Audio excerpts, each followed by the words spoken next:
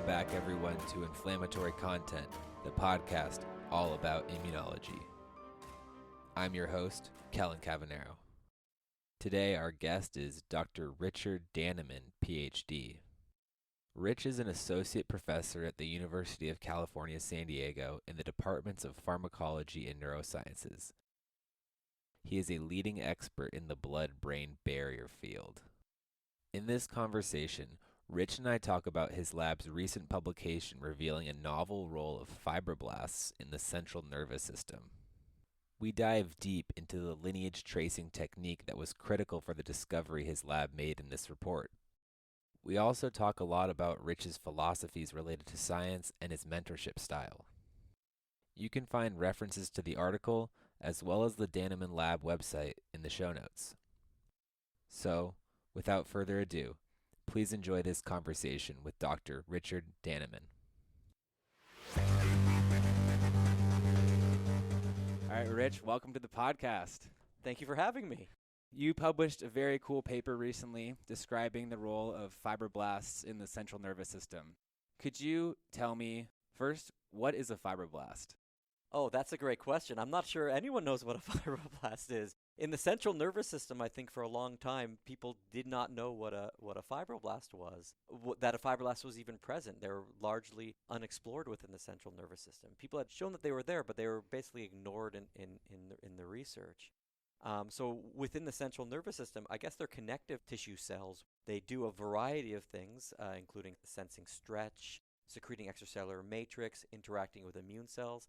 I'm not sure there's any one thing that can describe what a fibroblast does. They kind of do a whole series of different things that keep a tissue and organ working together. And in the brain, they're found in a few different spots. They're found in the meningeal linings of the brain and also in the perivascular spaces adjacent to large blood vessels like arterioles and venules.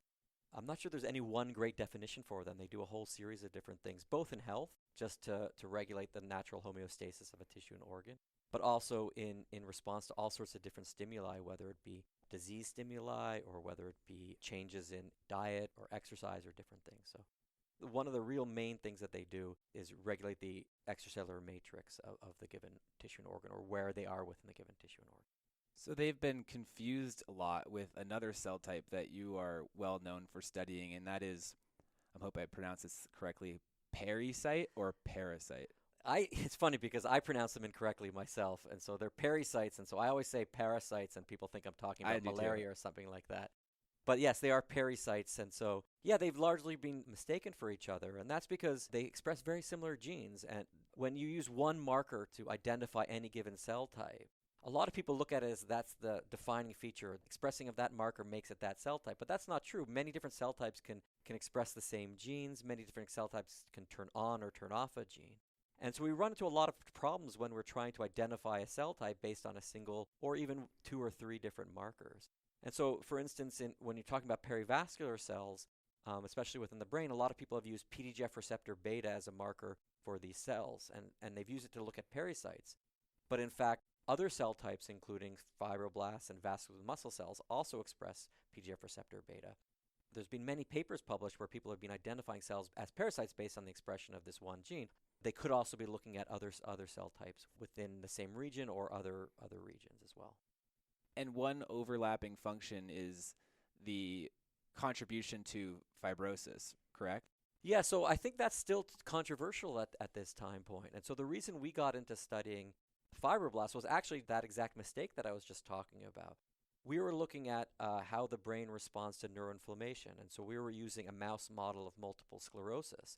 And we started staining for pericytes with this PDGF receptor beta antibody. And we found this massive increase in the number of PDGF receptor beta positive cells in the central nervous system following this inflammatory model.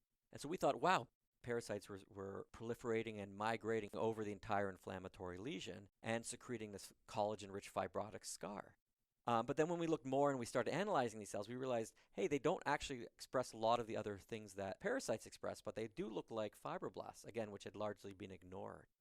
And so we did lineage tracing where we genetically labeled parasites and we genetically labeled smooth muscle cells and we genetically labeled fibroblasts permanently.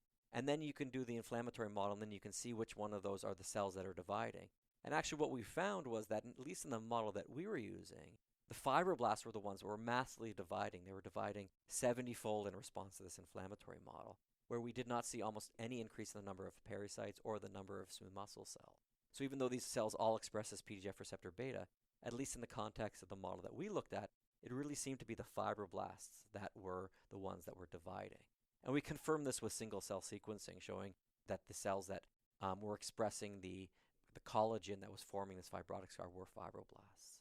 So why I say it's controversial is because in other organs and even other diseases within the brain, people have implicated pericytes as modulators of fibrotic scarring. And so it's very possible that different cells secrete the fibrotic scar, or both cells secrete the fibrotic scar.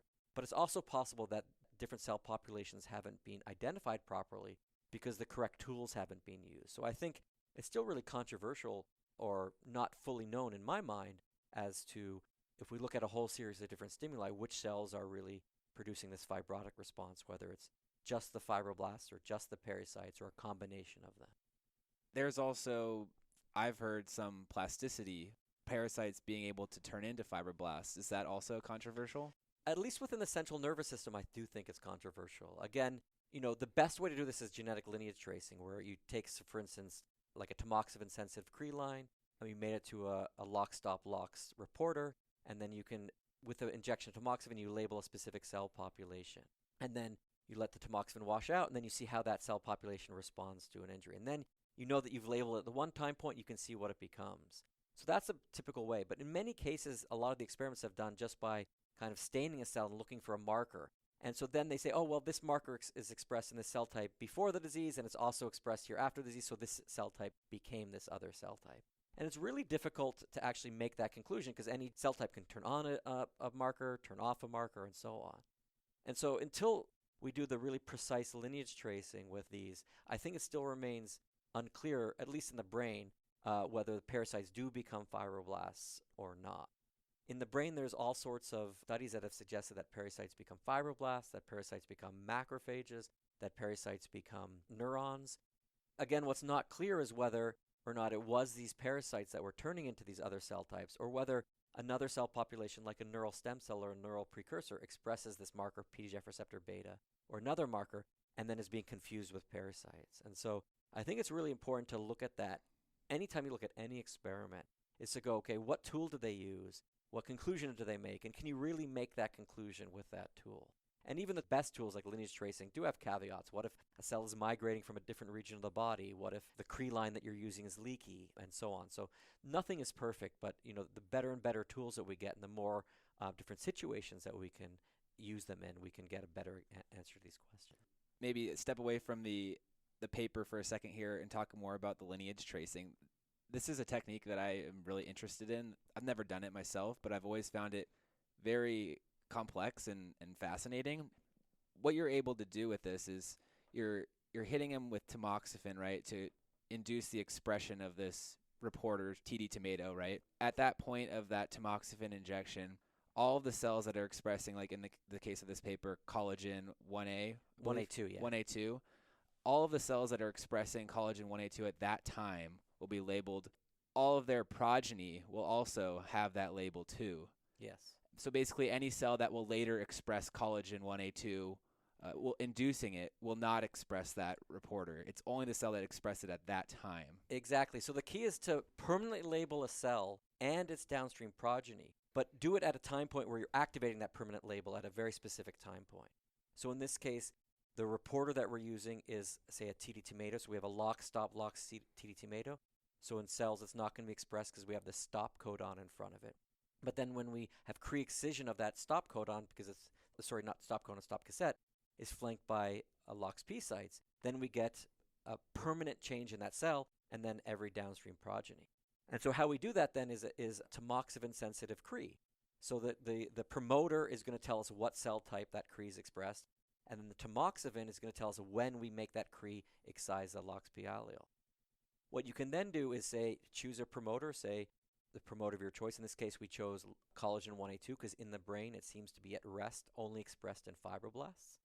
You can then inject tamoxifen at a given time point, let's say 8 weeks of age, And now the cells that express the collagen 1A2 at 8 weeks of age will then excise the stop cassette and express the tomato, and all their downstream progeny will express it. But once the tamoxifen washes out of the system, which is in a couple of days, if another cell type turns on collagen 1A2, they won't then start expressing the reporter. So you're permanently labeling cells that express this one gene at this one time point, and then you're looking to see what they become later on. Before the tamoxifen-sensitive crease came out, people were using the non-tamoxifen-sensitive crease and making these conclusions that weren't always the case, again, if another cell type turned on that Cree line later. Sorry, the promoter for that Cree line later. So if you use a non-tamoxifen Cree, you're labeling any cell that has ever expressed it. Whereas if you're using a tamoxifen-sensitive Cree line, you're labeling the cells that express that specific promoter, genes from that specific promoter, at that one time point, and then looking at what they become later.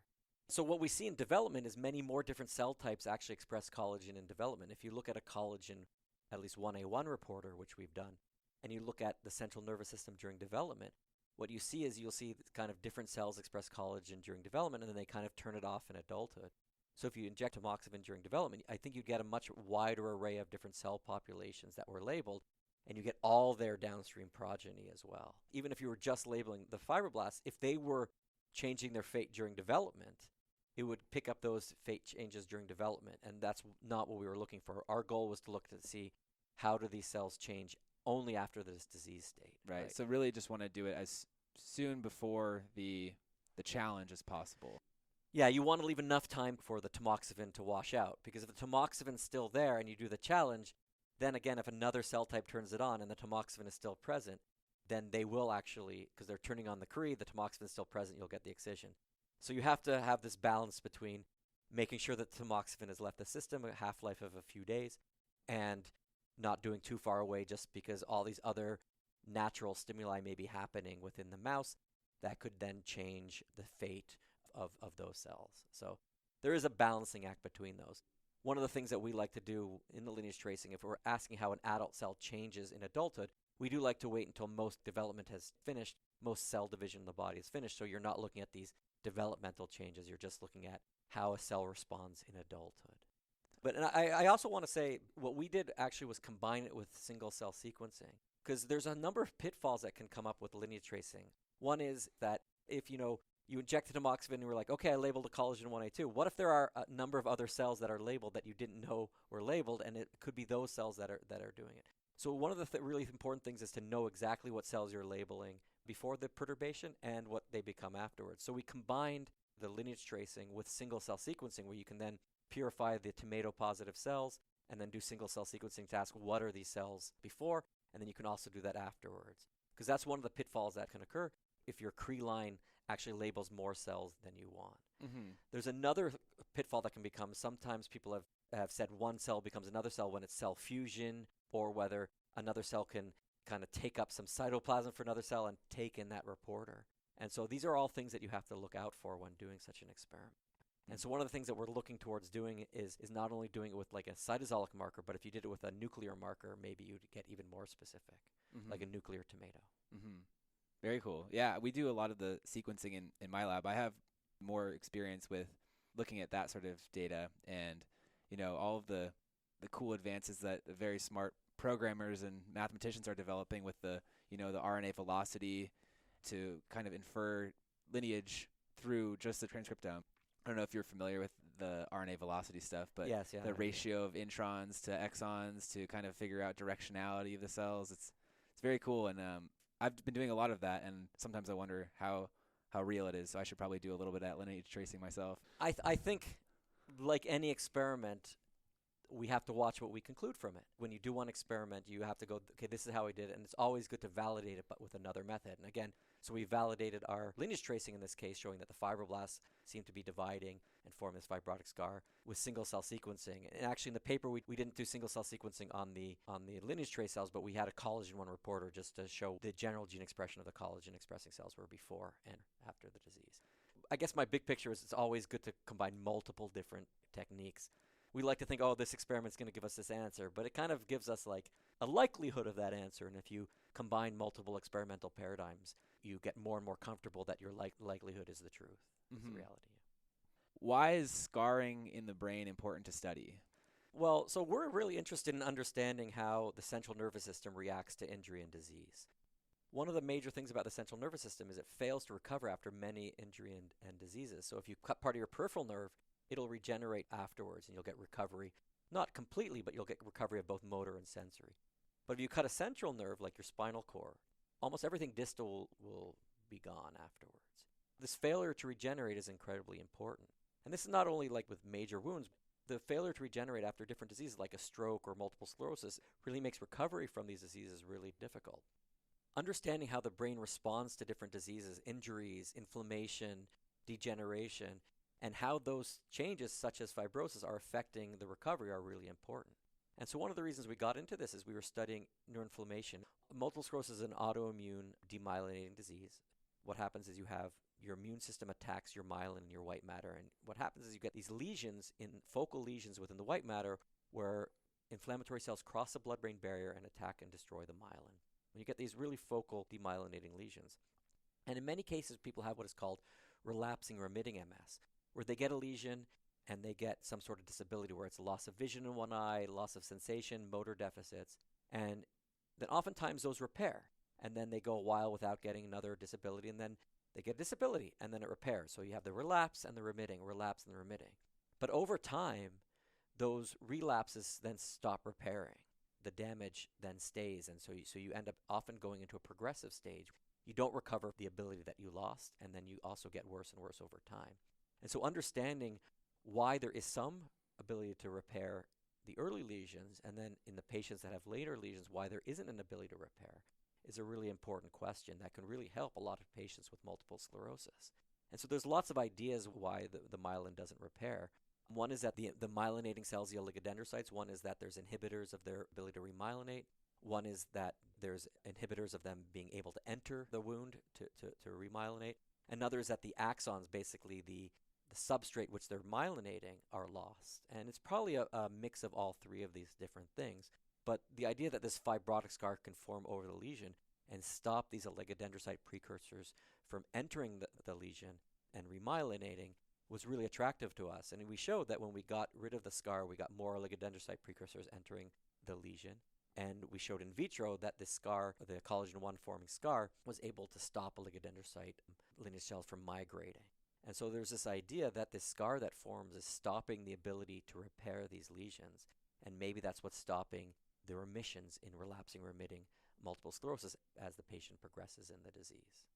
Beyond multiple sclerosis, this also is important in other contexts, such as traumatic brain injury and spinal cord injury. Is that correct? Yeah, and so if you look at scarring in the central nervous system, it's almost entirely been studying in spinal cord injury or traumatic brain injury. And there's this two-layered scar. First, this gliotic scar forms where these glial cells called astrocytes in the brain hypertrophy, and they secrete different matrix, and they kind of seal off the scar. And you get reactive gliosis in response to just about any perturbation in the brain. So any disease of the brain, you get this reactive gliosis. And this is not a good or a bad thing. There's some labs that'll tell you this is a good thing. There's some labs that'll tell you it's a bad thing. But they do a lot of different things that are both helpful for recovery and harmful for recovery. And so there's an excellent paper recently showing that they hold up trophic factors that actually will support regeneration across the injury. There's other reports that show that they actually inhibit regeneration across injury. So it's actually somewhat controversial in the field of what they're doing. There's some reports that saying when you stimulate them in a certain way, they'll actually secrete molecules that kill neurons. And there's other reports that if you push them in a different direction, they'll secrete molecules that save neurons. And so it's a state, basically. Astrocytes are a major cell population in the brain that responds to different stimuli and can have both positive and detrimental effects on the brain.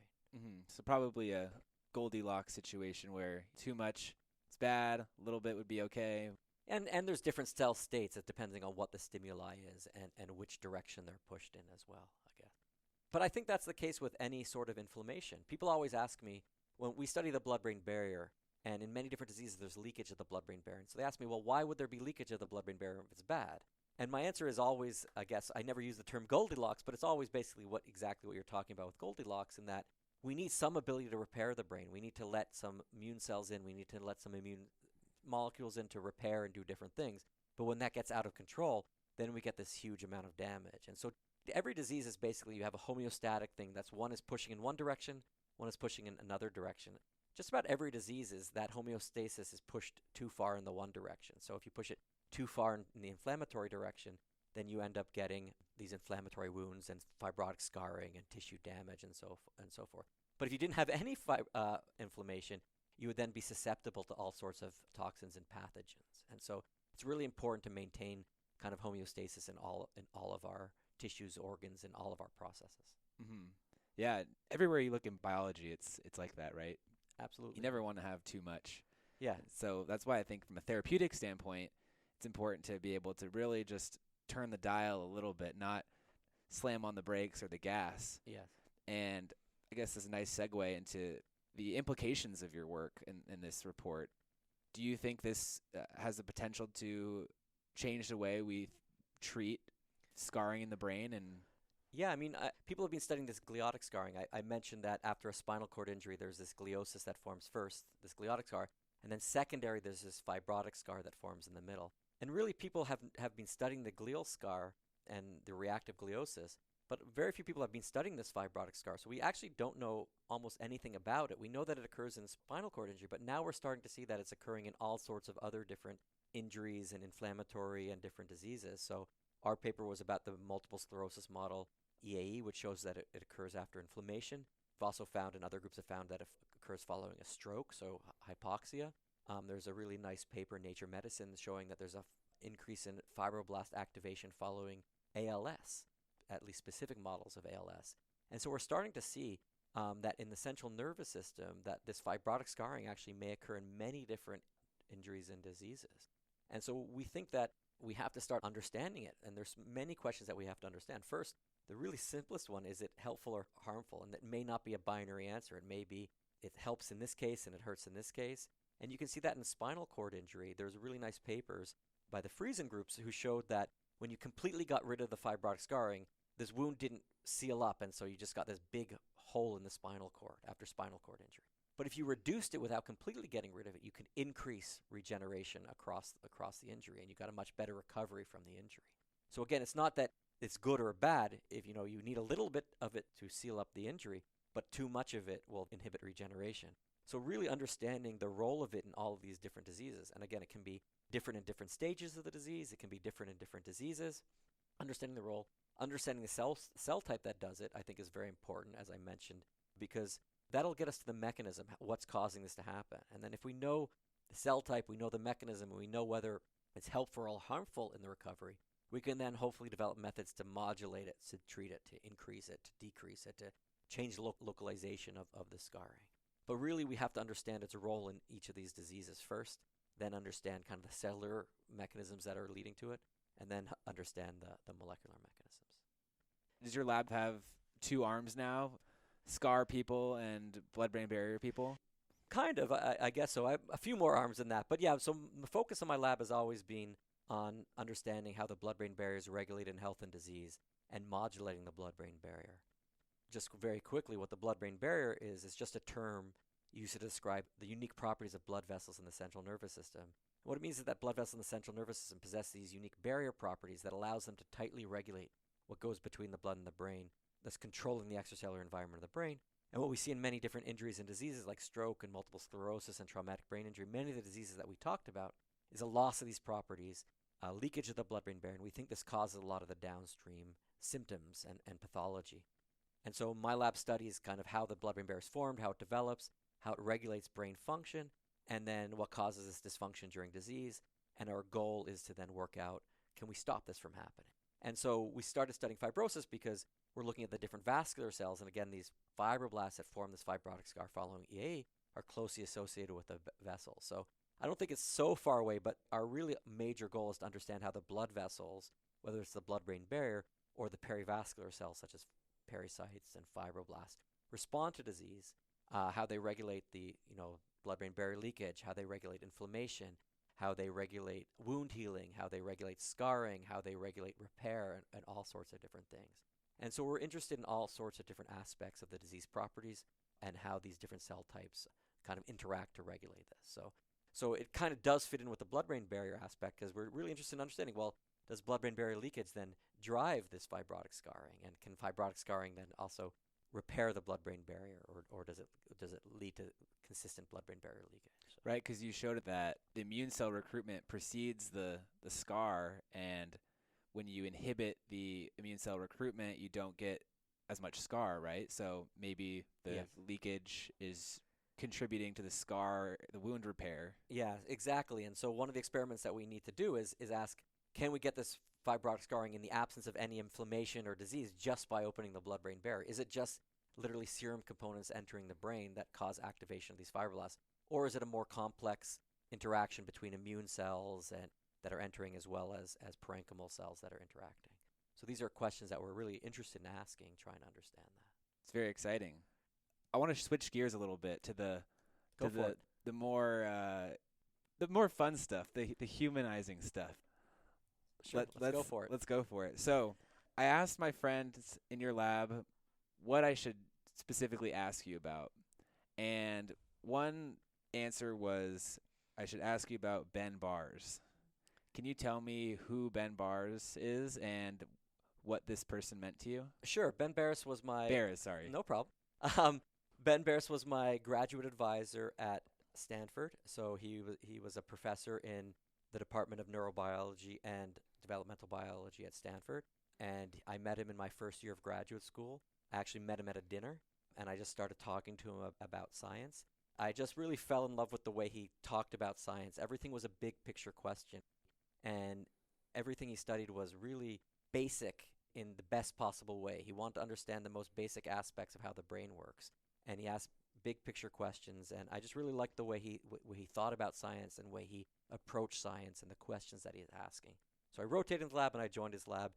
He was my mentor for my graduate school, and just very important in what scientist that I became, as well as what mentorship that I became. He was an advocate for so many things in science, including women in science, minorities in science, people with different sexual identities and sexual preferences in science. And he was just a real advocate for trainees in science, always pushing the trainees to the forefront. And so really it was an amazing experience for me to be in his lab. And I took many of the things that I learned from him as a mentor, and I try to apply those in my own lab. I read an article, I believe you may have written it or contributed to it, about him and his mentorship style. And a lot of it was about the things you mentioned, but also a lot about enjoying it and having fun and having the lab be a family in a sense. It seems from talking to my friends who are in your lab that is also how your lab is. Yeah, one of the most important things for me is to walk into work and enjoy myself. You go to work 5-7 days a week. You want to walk into a place where you're like, I'm happy to be in this place. I'm happy with how people interact.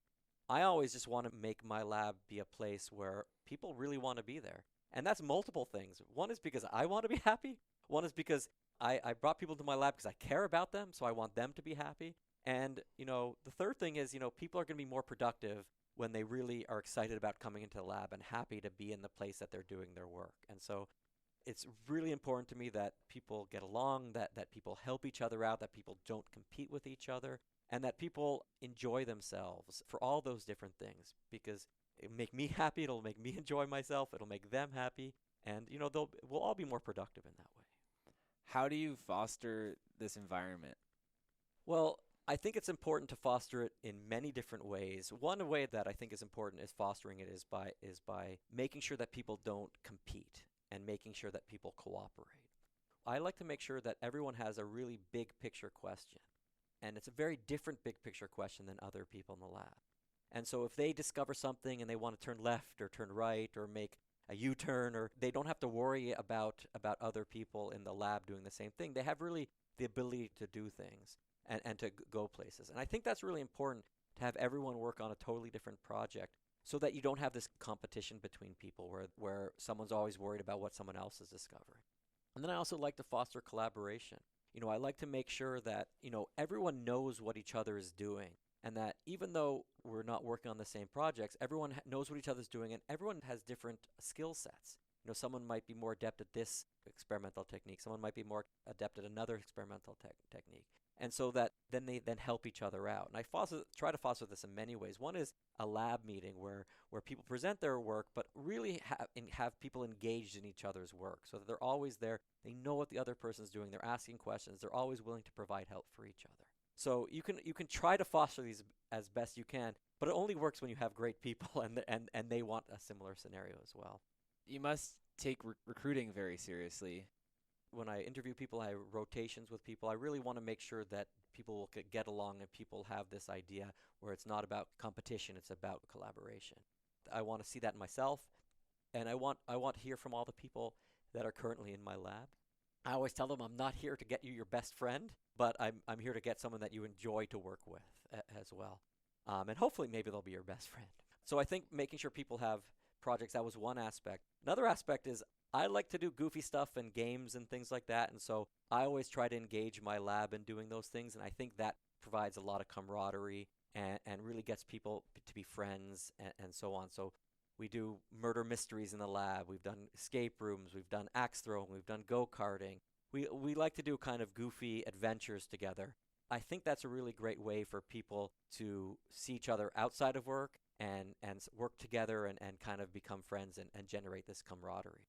And so I think it's important to do it both scientifically through lab meetings and other meetings, but also take a step back and just like, we're all people, like let's kind of enjoy each other as people and let's enjoy the differences, because I think the differences are what makes us as great. Is it difficult at all to have a line for yourself with being the friend versus the mentor PI? Like, is that something you actively need to make sure that is there, or do you feel like just going with the flow, it kind of works itself out? Because everyone in your lab, I know they still see you as a great mentor, not just a friend. I think it's a really important thing. It's something I think about constantly. This is not something I take for granted. This is something I think is very important. I do think that there has to be some sort of mentor-mentee relationship, and I always make sure that I look at what I think is appropriate and make sure I don't go past anything where it's just that. So it's something that I think about constantly. I think about like if it's a happy hour, like how do I interact with the people in happy hour? You know, make sure I leave at the appropriate time and doing all those different things. So to me, it's actually, while I do want to breed these camaraderie, I do realize that I'm in a different position than them. I do realize that I'm their mentor, and I take that very, very seriously, and I make sure that I act accordingly. I think a lot of people ask for advice from their mentors. What I want to know is bad advice. What's some bad advice that you hear mentors giving often that you don't like? So the bad advice for the research is very simple. And the bad advice is research is when and it's maybe not even advice, it's just how they interact with the students. It's telling them that's a good result or that's a bad result, or that's a result that we want or that's a result that we don't want. Or rewarding someone when they get a result that fits the hypothesis and not rewarding someone or chastising someone when they get a result that doesn't fit the response. You know, what you're then going to get is people that aren't going to do the right experiments. They're only going to do experiments that fit their hypothesis and so on. So to me in science, the most important thing is, as a mentor, or one of the most important things, there's 100 important things, is just to make sure that your people realize that we don't care what the result is. We have this hypothesis. The hypothesis is most likely going to be wrong. We don't care about the result as long as we get the right result, the correct result that's happening in biology. So we make our hypothesis, we test our hypothesis, we realize that our hypotheses are wrong, and then we try to work out what's really going on. So a best scientist tries to prove their hypothesis wrong as opposed to trying to prove their hypothesis is right. And so I think that's really important in how you interact with your students, because I've seen so many instances where a faculty will reward the results when it matches what their preconceived notions are and not reward when they don't. And they end up getting people who will massage the data to fit them. And so I think it's really important to make people realize that a negative result is a great result as long as you did the experiment right. You know, as long as you're confident that's the result, that's a great result. And great results are just real results. And so I think, to me, the biggest way that I've seen mentors fail their students scientifically is not to encourage them to prove what they're doing wrong and just try to go for what's right, try to prove their hypothesis right. I like that. I think the first instinct is to celebrate the stuff that lines up with your idea, but I think it must be a mindset you need to cultivate to be like, no, I just want the right answer. Yeah, and what I always tell my students and postdocs is, or all my trainees, is that I've never had a hypothesis that's turned out right. Every time I go into a study like this fibroblast project that we talked about earlier, our hypothesis was that this was parasites doing it. And then every test we did, it was like, no, this doesn't seem to be parasites. This doesn't seem to be parasites. And so I've never had a hypothesis that ended up being right. We generate this hypothesis, we test it, we prove it wrong, but then along the way, we try to work out what's really going on. A real problem that a lot of students make is when they try to cling to their hypothesis, and they really like, this is my hypothesis. If I prove it wrong, I have no projects. I have no thesis, which is not the case. If you prove your project wrong, there's hundreds, thousands of projects that you could do afterwards. What you want to do is prove your project wrong as soon as you can so you can pick another one. And then prove that one wrong as soon as you can so you can pick another one. Because you will find one right. Where students fail a lot of times is they're so worried about proving it wrong, they do the outside experiments without doing the killer experiment. It's part and parcel with what I was talking about. Try to kill your project as soon as you can. And if you can't kill it, you got a project. If you can kill it, great, let's move on. There's so many other really amazing ideas that you could work on. Do you have a favorite failure? A favorite failure? In science or whatever. Of my own? Yeah. My students who've been in the lab, especially the ones that have been in the lab a long time, will tell you this. And I don't know if this can be considered favorite or least favorite, but maybe it's a combination of my favorite and least favorite at the same time. I present every couple of years a lab meeting, and it's all the unanswered questions that we have, projects that we've started and projects that we've stopped. And so I started a project when I was a graduate student well over a decade ago, and we still don't know the answer to that project. And I call it I present this lab meeting, and I call it my Moby Dick lab meeting. It's my white whale that I've been chasing for probably 15 years now. And so it was a story where we have an antigen that we don't know what the antigen is, but there's an antibody that binds to that antigen, and it can rapidly and reversibly break down the blood-brain barrier. And so we thought, wow, this is really interesting. This antibody can rapidly and reversibly break down the blood-brain barrier. It must be binding to something that either is important for the maintenance of the blood-brain barrier or is a signal that's leading to breakdown of the blood-brain barrier. So if the antibody is acting as an antagonist, then the antigen would be important for maintenance of the blood-brain barrier. If the antibody is acting as an agonist, the antigen would be like a receptor that's signaling to break down the blood-brain barrier. So I did this big-scale expression cloning approach, and I found that this antibody bound to this gene called nogoreceptor 2, and I found it bound beautifully. It's so reproducible and so on. And in the next 10 to 15 years, I have been unable to show that that's actually how it's breaking down the blood-brain barrier. We've never been able to find nogoreceptor 2 in brain endothelial cells. We've never been able to show that this is how it's working. And so, to me, it's a failure, I guess, because it's something that I've been working on for 15 years. Kind of a new person joins the lab, does a few experiments on it, and then it's like, realize that there's something wrong with this project and moves on from it. So that's my biggest failure, is being unable to finish that and really prove whether this is nogoreceptor 2 or not nogoreceptor 2. Have your efforts to elucidate this led to something else that you're proud of? So in the end, we have, even though we haven't found out what the antigen is, we've used this antibody as a tool to break down the blood-brain barrier and then study consequences of breakdown of the blood-brain barrier. How does the brain change in response to the blood-brain barrier? Can you get inflammation? We may do the experiment that I talked about. Can you break down the blood-brain barrier? Will it lead to fibrosis? So even though I didn't get there, we haven't finished yet this project. It has led to kind of these other side projects that have produced some really interesting findings. So well, that's a cool failure then. That can be considered a favorite. What do you do when you get stuck? Nothing's working. You need to clear your head. What do you do? Yeah, that's a great question. You know what's funny is I actually generally think that work, and this is way before I was a scientist, I think that you always have to work and then step away from work, and then work and then step away from work. I think if you work just so constantly, you never actually retain anything, and you always need to step away from it. There's even studies showing that you need things to consolidate memory, and if you step away, you get new insights into these things. And so for me, I'm always working, stepping away from work, stepping away from work. I remember in university, everyone would go to the library to study for finals, and I'd know where all my friends were on different floors, and so I'd read a bit, and then I'd walk to one, and then I'd read a bit, and then I'd walk to another. And they all thought I was taking so many breaks, but they all didn't realize how many other breaks I was taking because I was walking to see all the other people. I just think it's so important to take breaks. So not just like, a day, but like within a day, like I'll take lots of different breaks. If I'm reading something, I have to walk away and go to that. So that's not quite answered your question, but it really was answering the big picture, whereas I just think it's so important that it's so easy to get stuck. It's so easy not to retain anything. It's so easy to not have a good big picture idea of what you're doing and not being able to move forward unless you consistently taking breaks. Small ones, 10, 15 minutes, and also large ones, days or holidays or stuff like that. What has been the best investment that you've made for your career? To me, the most important thing were understanding the importance of mentorship. So really like spending a lot of time thinking about what it is to be a good mentor, how do I get the most out of people?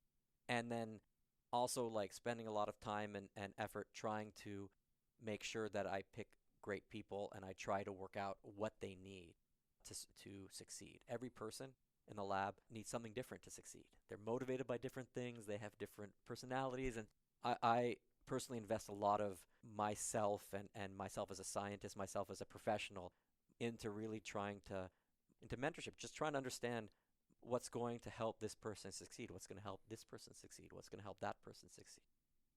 I do want to be respectful of your time, and I know it's getting a little dark now, so I'll just ask a couple more questions if that's okay.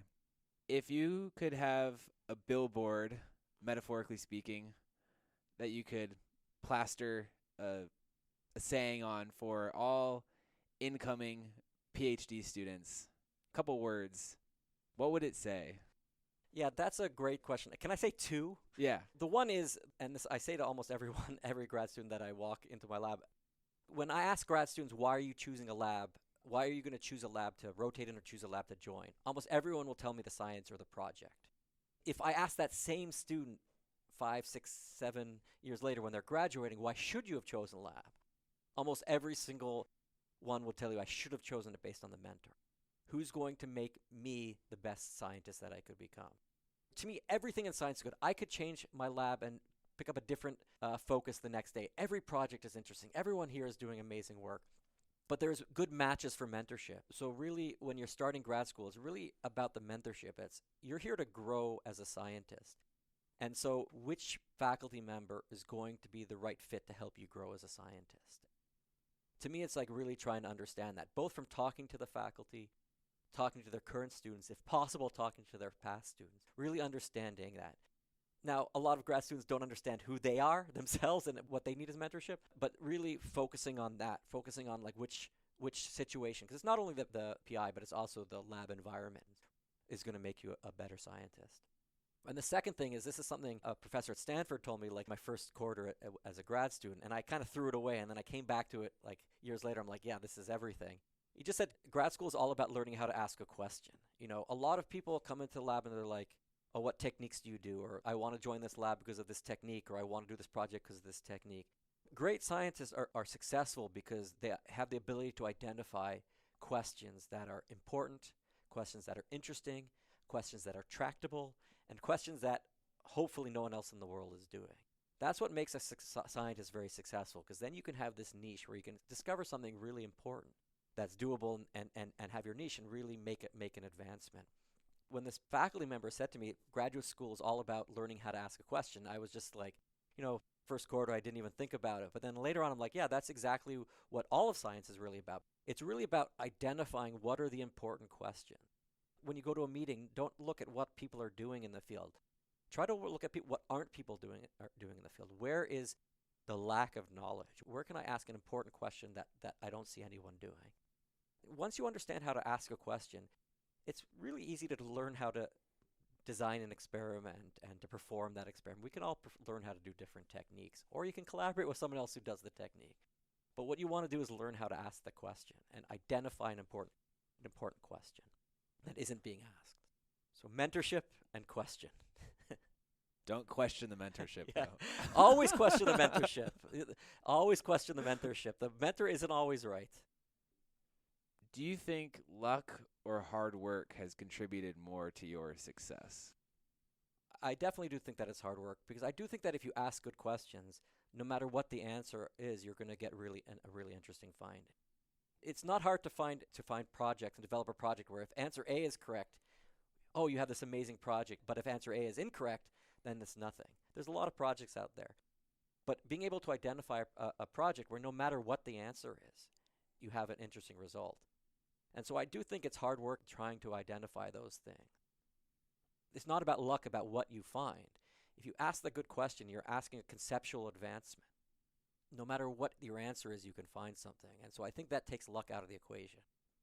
Listen, I spent a long time in graduate school. I had more failures than you could ever imagine, experimental failures than you could ever imagine in graduate school, when I was a fellow at UCSF, when I was here as faculty. Throughout my entire scientific career, I've had way more failures than any successes that I could have. But, hard work, if you ask good questions, you'll get good answers at some point. I know people hate hearing that. They want to think that people who are faculty has got there because of luck, but I do think that it's true. Why do you think most people think that? I don't know, but it's just one of the things I do think it's becoming harder to get a faculty position as science is growing. There's more people in these jobs, and so I do think there may be becoming more and more of an element of it becoming difficult, and so people thinking that then it comes down to a lot of luck. But I do think hard work and being able to ask important questions, you will be successful. In no way do I think luck is not a part of it. And luck, many ways, isn't just what result you get. Luck is like who you met along the way and who supported your career and who didn't tank your career and all these different things. So absolutely luck occurs in many, many different places. But I do think if you can ask good questions, you'll be recognized for it. What's next for you in terms of your career? Do you have a vision for where you see yourself going, or is it kind of day by day, asking good questions, having fun? And yeah, it's a little bit of both. I do have a big term vision where I want to have part of the lab making these basic discoveries of how the different cells, including the vasculature, interacts to regulate development and function of the brain and disease. But I also want to have another portion of the lab that's trying to apply those novel basic findings that we have to develop treatments or modulators of these processes to treat different diseases. I love both aspects of basic science, but also thinking that you can improve world health in the long run. So I do see the long-term vision as both to try to continue understanding the basic mechanisms, which is what I love to do, but also trying to apply those to develop therapeutics as well. Awesome. So I think that pretty much covers it. We'll throw a link to your recent paper and your lab website in the show notes, and people can read the paper and maybe find your contact information through the website if they're interested in following up with you on any of this. So. Sure. Awesome. Well, thank you so much for doing this. It was fun. No problem. Thank you for doing this. Hey again, Kellen here. We recently got some listener feedback asking for an end of interview recap. This is a great idea, and so we are going to do this from now on. Here's my takeaways from this conversation. To have greater confidence in your conclusions, you must first validate your findings using multiple independent approaches. Don't just trust one method, as every method has its limitations. Focus on learning to ask better questions, not so much on learning new techniques. The best questions are ones in which all possible answers are interesting and significant. Many scientists make the mistake of trying to prove their hypothesis right. Instead, try to prove your hypothesis wrong. Constantly seek to kill your project. Join a lab based on the mentor and lab environment, not so much the science or the project. Take breaks. Big breaks, small breaks, medium-sized breaks. It's good for you and it's good for your science. And finally, have fun. Enjoy yourself and the people around you, but always be professional. And that's a wrap. Hope you all got as much out of this as I did. Thanks for joining us, and until next time.